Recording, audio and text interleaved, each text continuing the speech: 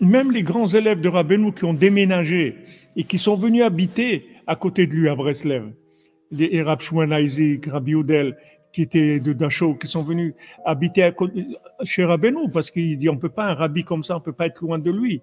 Rabbeinu leur a dit, je me languis de la lumière qu'il y avait sur les chemins quand vous veniez chez moi. Parce qu'il n'y a pas un témoignage d'amour comme de prendre la route. Je prends la route. Je prends la route. Quelqu'un, il se marie, il a une joie chez lui. Alors, il y a un proche, un ami qui prend l'avion et vient de 2000 kilomètres pour assister à son mariage. Mais il n'y a pas une plus grande preuve d'amitié et d'amour que ça, le déplacement.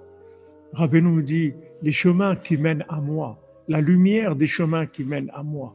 Il dit, moi-même, j'aimerais voir cette lumière-là. La lumière, elle est tellement extraordinaire, cette lumière du chemin. Quoi, tu as fait le déplacement? Maintenant, il y a la guerre en Ukraine.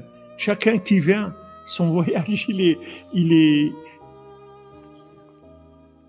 multiplié, démultiplié. Quoi? Malgré qu'il y avait la guerre, tu es venu me voir. Tu m'as fait confiance. Tu es venu faire le Tikkun HaKlali chez moi. Tu es venu passer Shabbat chez moi. Mais c'est... Ils ne regardent pas, nous on croit qu'on nous scanne sur ce qu'on est. Mais regarde pas ce qu'on est. On regarde ce qu'on veut, ce qu'on aime, sur quoi on est branché.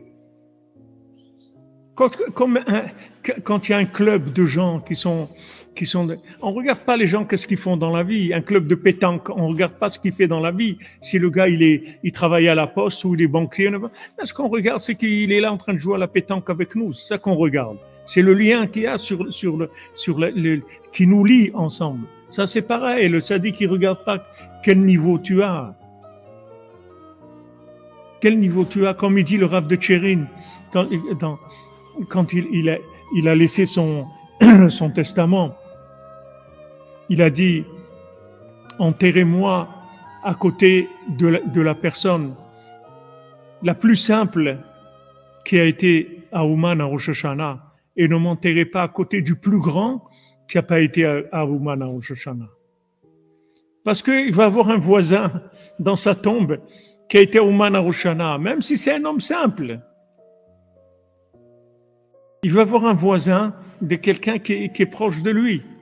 Pas quelqu'un même très grand, mais qui ne connaissait pas Rabbeinu, qui ne venait pas à Ouman, à Rosh Hashanah. Il ne veut pas un voisin comme ça. Même dans la tombe, il ne voulait pas un voisin comme ça, le Rav de Tchérin. Le Rav de Tchérin, c'est le Rav de Tchérin, c'est pas un Baal Tshuva. C'est le Rav de Tchérin, c'est un Gaon Olam, c'était un des Gdolim, des Talmidim de Rabbeinu, un des plus grands amis de Rabbi Nathan, un homme d'un niveau très très élevé. Voilà ce qu'il dit, parce que nous, on est toujours avec la mentalité de Esav, on est toujours angoissé de ce qu'on est. Mais ne regarde pas ce que tu es, regarde dans quoi tu t'es embarqué. C'est ça ce que tu es. Ne regarde pas maintenant l'état de ta carrosserie, de tes vêtements, de tout ça. Ne regarde pas ça. Regarde maintenant où tu t'es embarqué. Qu'est-ce que tu aimes, qu'est-ce que tu veux, qu'est-ce que tu cherches, qu'est-ce que tu fais dans ta vie. C'est ça qui compte. Alors que nous, on est en train de se lamenter tout le temps de nos vêtements, de nos bras cassés. On a des vêtements sales, on a des vêtements troués, on est là, on a des chaussures déchirées, on est dans un état truc, on peut pas s'empêcher de manger du chocolat ou des trucs. Mais regarde pas ça, ne regarde pas ça. Mais tu vas regarder ça, tu vas être triste. Pourquoi tu vas être triste? Regarde dans quelle aventure merveilleuse tu t'es engagé. Tu t'es engagé dans l'aventure qui rapporte le plus sur Terre. Il n'y a pas un rapport qualité-prix comme ça dans le monde. Il n'y a pas des vies optimisées comme ça. Ça n'existe pas. Ça n'existe pas.